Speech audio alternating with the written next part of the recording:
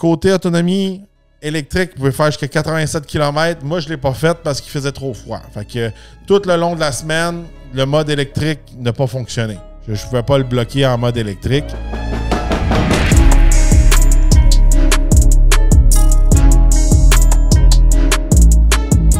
Cet épisode du Torque Podcast est présenté en collaboration avec Fast Wheels.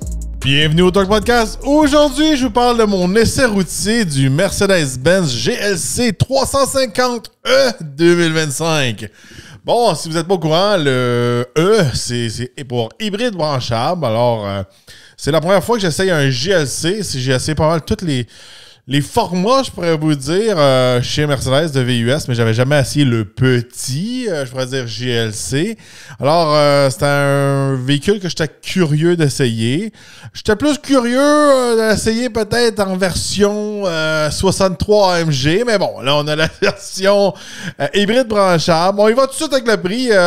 C'est à partir de 69 737 $. Et le modèle que j'avais à l'essai était d'une valeur de 81 787 $. Puis, il n'était pas très équipé, il n'était pas très joli, je pourrais vous dire. Il était comme basic, je pourrais vous dire. Pour 81 000, là, il n'y avait pas le flafla que j'ai d'habitude dans les Mercedes. Je pourrais vous dire que c'était un modèle qui n'était pas super équipé, pas super, je pourrais dire, les roues, la couleur, tout ça, c'était quand même de base. Sous le capot, on retrouve un moteur 4 cylindres de 2 litres turbo, jumelé à un système hybride branchable. Jumelé à une transmission 9 vitesses. C'est bon pour une puissance de 313 chevaux vapeur et 406 livres-pieds de couple, jumelés ensemble, combinés moteur à essence et moteur électrique. Bon, ça semble être des chiffres qui sont alléchants de ce côté-là. Je pourrais vous dire que ça reste un hybride.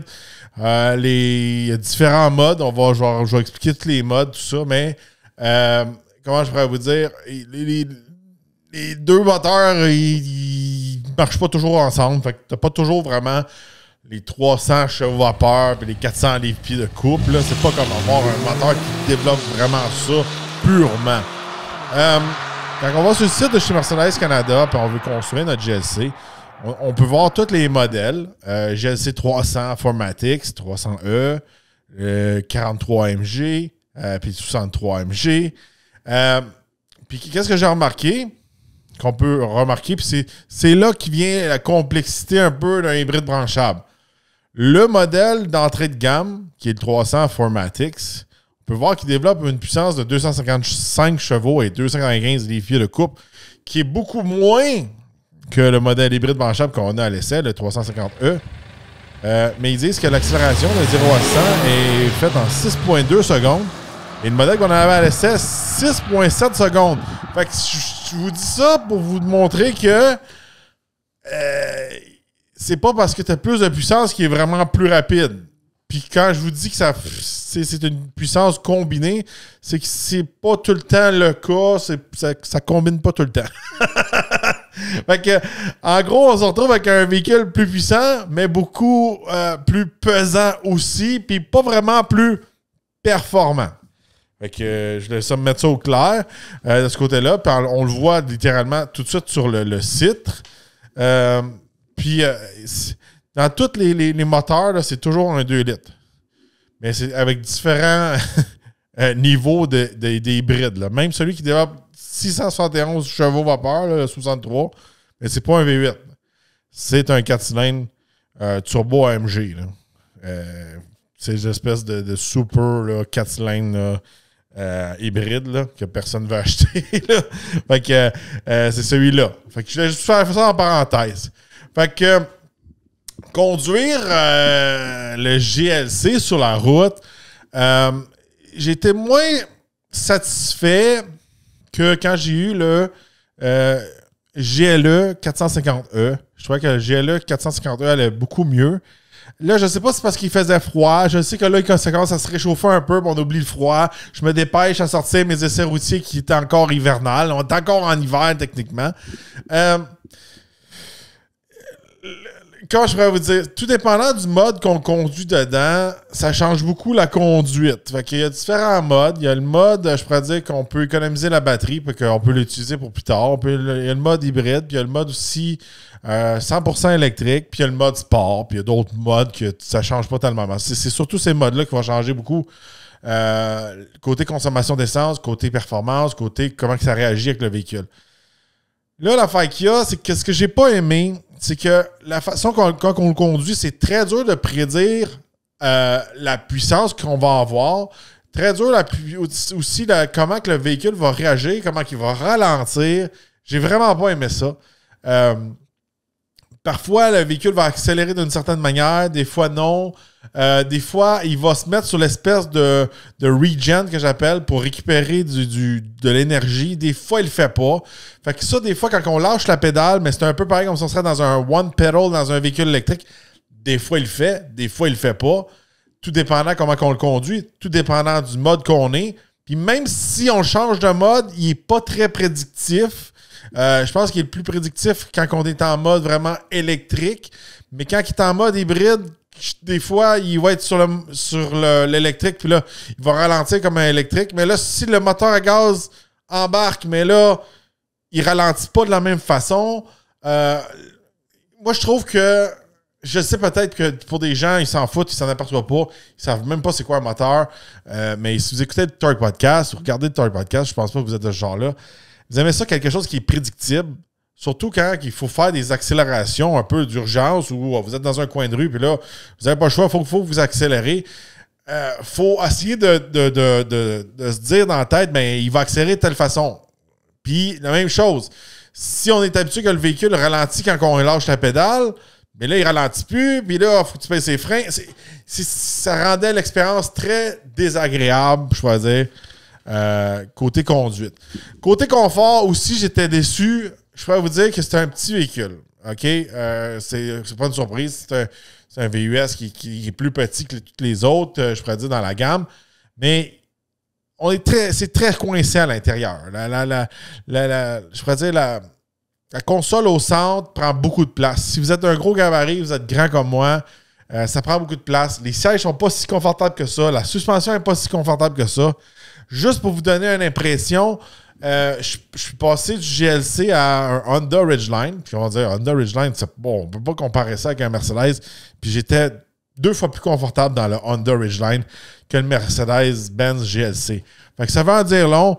Même si c'était un véhicule de luxe, tout ça, le confort n'était pas au rendez-vous. J'étais très, très, très déçu de ce côté-là.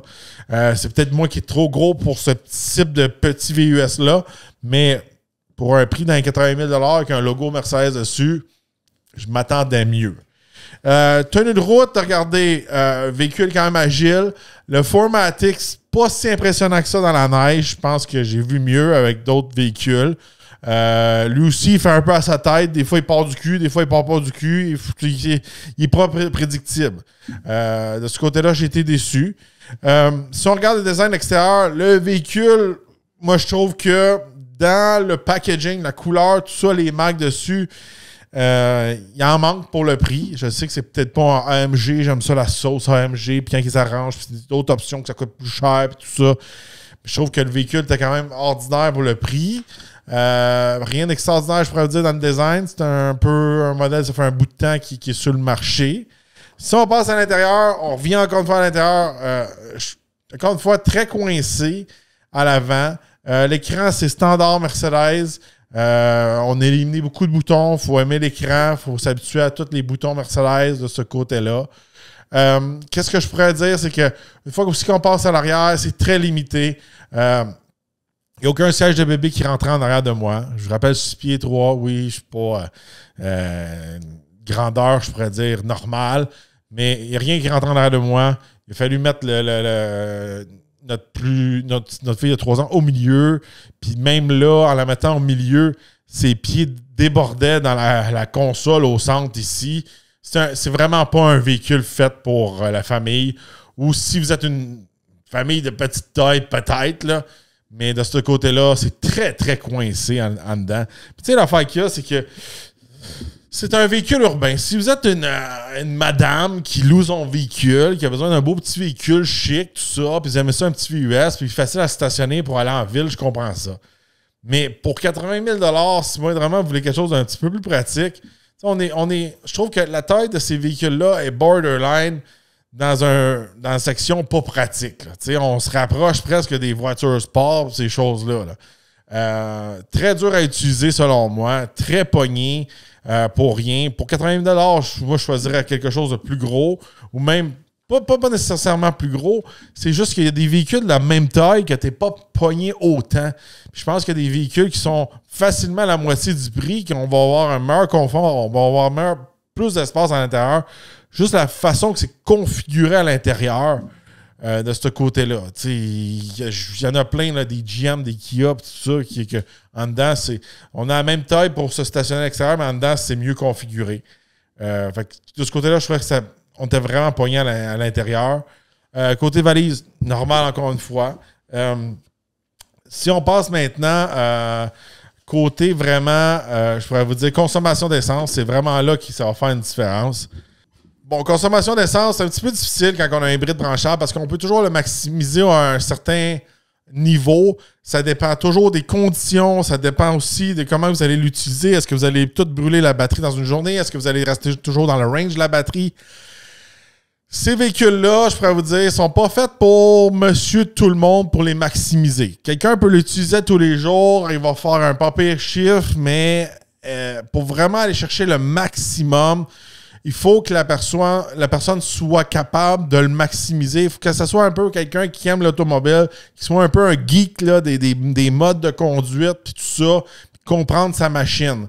La plupart je pense, la clientèle de GLC 350E, c'est peut-être pas le genre de personnes qui vont être un peu des geeks d'hybrides branchables. Fait que de ce côté-là, regardez, côté autonomie électrique, vous pouvez faire jusqu'à 87 km. Moi, je ne l'ai pas fait parce qu'il faisait trop froid. Fait que tout le long de la semaine, le mode électrique n'a pas fonctionné. Je ne pouvais pas le bloquer en mode électrique. Fait que, puis en bas de ça, quand on veut réchauffer le véhicule, une autre affaire, il fait toujours à sa tête. Fait qu'il faut le mettre dans le bon mode, sinon il s'éteint. J'ai beaucoup de la difficulté avec ces véhicules-là. Que je suis comme, il faut chercher, il faut connaître chaque détail. Je pense qu'à part des gens ne vont pas chercher tant que ça pour comprendre leur véhicule. Quand je veux faire une tâche qui est simple, comme partir le véhicule, je veux qu'il se réchauffe, je veux dégivrer mes vitres, je veux dégeler le char. Puis il le fait pas, ou il me coupe, ou après 5 minutes, il l'arrête. J'ai ça. Les gars, c'est là, à un moment donné, je l'ai mis en mode hybride. Il restait. Là, des fois, il se mettait en mode plus électrique quand on start, mais là, il ne voulait pas réchauffer l'auto. Les gars. Fait que moi, pendant toute la semaine, il n'a pas voulu marcher en mode électrique. La dernière journée, quand j'ai ramené le véhicule, il a fait à peu près 5 degrés. Là, il l'a fait. Fait que cette journée-là, j'ai été capable de descendre quand même à Montréal. Là, qu'est-ce qui est impressionnant de ces systèmes chez Mercedes, c'est que le système électrique est assez fort pour justement faire du bon 80 km. Puis aussi, on est capable d'aller à des vitesses d'autoroute en mode électrique. C'est pas le cas avec tous les hybrides branchables. Bon, côté consommation, encore là, je peux pas vous donner un chiffre. Encore là, c'est comme si je vous dirais, ben, si tu restes toujours en bas de 80 km, ton chiffre peut être 0 toute la semaine. Tu le recharges à la maison. Tu peux même le recharger sur ton 120. Ça va recharger pendant la nuit. Je pense que si vous avez besoin d'une recharge vraiment rapide, il va y avoir un niveau 2. Mais même sur un niveau 1, ça rechargeait. Fait que ça, c'était positif de ce côté-là. Parlant de recharge vite fait, il y a un petit morceau de glace là, qui s'est infiltré là, dans mon branchement pendant mon essai. Puis juste ça, c'était assez pour bloquer le chargeur pour qu'il ne clique pas et qu'il ne recharge pas. Puis je pourrais vous dire, si j'étais pas... Quand ça m'est arrivé, c'était m'arrivé à la maison ici, j'avais pas mes outils de mon coffre outils avec mes petits... J'ai comme des petits tournevis avec des petits crochets, là. J'aurais pas été capable de recharger le véhicule. Fait que, tu sais, il faut faire attention. Il faut vraiment nettoyer, essayer de souffler. Ça prend un rien. Ça, c'est quasiment tous les véhicules électriques. Fait que durant ma semaine, moi, j'ai fait environ une moyenne de 6,6 litres au 100 km en mode hybride, je pourrais vous dire. Fait que ça, si vous voulez pas jouer avec les modes puis maximiser l'autonomie sur l'électrique ou le mode électrique ne fonctionne pas parce que, justement, il fait trop froid ou peut-être même trop chaud, mais c'est environ la moyenne que vous allez avoir. Là, je vais faire ma parenthèse de gars plate, pas écolo, là. Bon, tu sais, c'est tellement de quincaillerie, c'est tellement d'affaires compliquées pour rien, puis ça vient tellement réduire la fiabilité du véhicule, tout le système hybride branchable. Je suis allé chercher des chiffres des anciens GLC qui utilisaient des moteurs diesel. En moyenne, ces camions-là, combinés, faisaient 5 litres au 100 km. Tu sais, c'est 5 litres au 100 km, chaud, froid, normal, peu importe. Pas besoin de le recharger. Toujours puissance linéaire. Tu sais, c'est pas parce qu'on se complique la tête qu'on essaie de pousser des nouvelles technologies. Tu sais, à un moment donné, il y a toujours l'histoire, là, poids, puis qu'est-ce qu'on transporte. On a une grosse batterie, on a des moteurs électriques, tout ça. Ça rajoute du poids. Puis on le voit au début, quand je vous l'ai dit dans les performances, sont reliés comme ça. Autant les performances de 0-100 à l'économie d'essence, mais le véhicule est juste avec plus de patente dedans. Fait qu'en bout de ligne, là, c'est vraiment un véhicule que si vous faites tout le temps des allers-retours, vous avez une place pour le recharger en dedans de 80 km, puis des fois, vous allez un peu plus loin, vous allez aimer ça. Mais en bout de ligne, ça fait pas de miracle. C'est juste ça que je veux dire. Pour faire des miracles, il faut être un espèce de geek là, qui aime ça jouer avec ses modes puis penser toujours à l'économie d'essence. Si vous n'avez pas ça, vous cassez la tête, mais un diesel aurait fait l'affaire. C'est juste ça que je veux dire. C'est un petit peu plate, là. Je trouve qu'avec les réglementations qu'on a eues dans les 4 dernières années, on a fait comme des pas à l'arrière. Peut-être pas, vous allez me dire, pour qu'est-ce qui est écologique, ces affaires-là. Regardez, ça, c'est un sujet pour un autre jour. Là. Je vais être franc avec vous, là. Qu'est-ce qui pollue vraiment le plus? Le diesel ou le truc avec la méga batterie? La batterie, elle s'en va où une fois que c'est fini? Les gars, je trouve qu'en bout de ligne, ça revient tout à la même affaire. Côté écolo, là, les gars, oui, je suis pas là pour promouvoir les affaires écolo. Capacité de remorquage jusqu'à 3500 livres. Regardez, je conclue là-dessus. Si vous voulez un petit véhicule pour aller en ville, vous avez besoin de quelque chose de chic, facile à stationner, vous êtes capable de gérer l'hybride branchable, ça peut être pour vous. C'est un véhicule que je louerais, que je ne jetterais pas. La fiabilité a l'air un petit peu pas au rendez-vous. C'est juste un véhicule qui m'a déçu. Il n'est pas prévisible. Il n'est pas si économique que ça. Il ne marchait pas la moitié du temps quand il faisait froid. Il ne faisait jamais ce que je voulais faire. Je ne savais jamais quand il allait ralentir ou pas ralentir. Je ne savais jamais comment il allait accélérer d'une manière ou d'une autre. Il n'y avait pas de place en dedans. Il n'était pas confortable. J'ai été extrêmement déçu. C'est sûr et certain que pour moi, j'étais un gros gabarit. Je donne mes impressions à moi. Ça peut faire l'affaire pour quelqu'un qui a un plus petit gabarit, qui n'a pas d'enfant, qui a peu importe, tout ça. Mais ça reste un véhicule à 80 000 là. Puis 80 000 il n'est pas trop équipé, puis il n'est pas très attirant à l'œil, je pourrais vous dire. C'est pas, encore une fois, je dis un MG avec des beaux mags puis une belle finition, tout ça. Alors, dites-moi dans les commentaires, qu'est-ce que vous en pensez? Pensez-vous l'ancien modèle avec le diesel, c'était mieux? C'était moins compliqué? C'est moi qui vis dans le passé? ou vous êtes un peu comme moi? Vous êtes comme... devrait revenir avec des diesels. C'était une formule qu'il y a du monde qui aimait. Puis aujourd'hui, c'est le temps de ramener les bons diesels qui venaient de l'Allemagne. Si vous aimez ma franchise, allez m'encourager dans ma section VIP. Vous avez toutes les vidéos à l'avance, des vidéos exclusives. Je réponds à vos questions, plein d'avantages. Ça supporte le channel.